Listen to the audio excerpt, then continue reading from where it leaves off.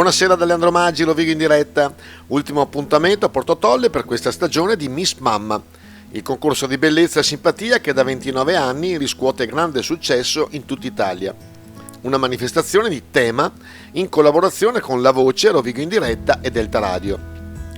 Dopo i successi di Rosolina, Cavarzere e Portoviro, grazie alla collaborazione dell'amministrazione comunale e della Proloco, è tornata a Portotolle, dove già in passato ha riscosso notevole successo al punto che alcune mamme di Portotolle sono arrivate anche alla finalissima. E a proposito di finalissima, le fasce assegnate sono fra le ultimissime a dare la possibilità di partecipare ai gran finali in programma nel primo fine settimana di settembre a Bellaria. Serata condotta da Paolo De Grandis e la bravissima Chiara Medea e con la supervisione di Paolo Teti, ideatore e gran patron della manifestazione, nonché titolare di Tema Spettacoli. Le uniche condizioni per partecipare sono infatti avere più di 25 anni e ovviamente essere mamma. L'importante è aver la voglia di divertirsi e di mettersi in gioco.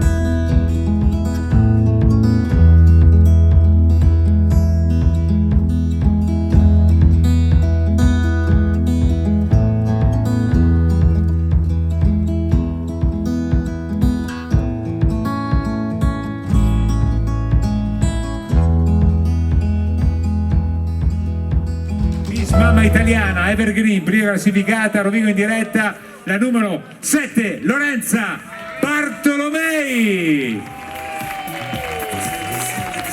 Lorenza vince questa prestigiosa fascia.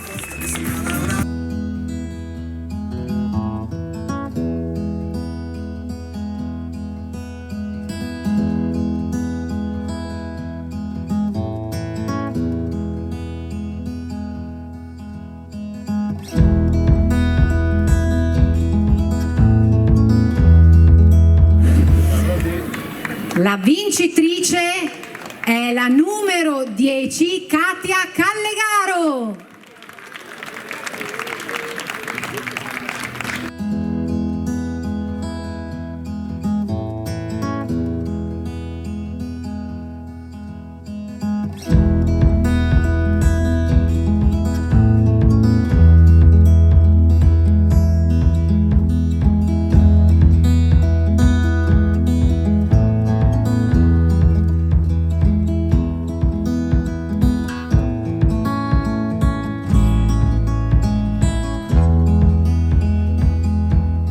Hanno scelto la vincitrice di Miss Mamma Italiana, prima classificata alla Voce di Rovigo, la numero 9,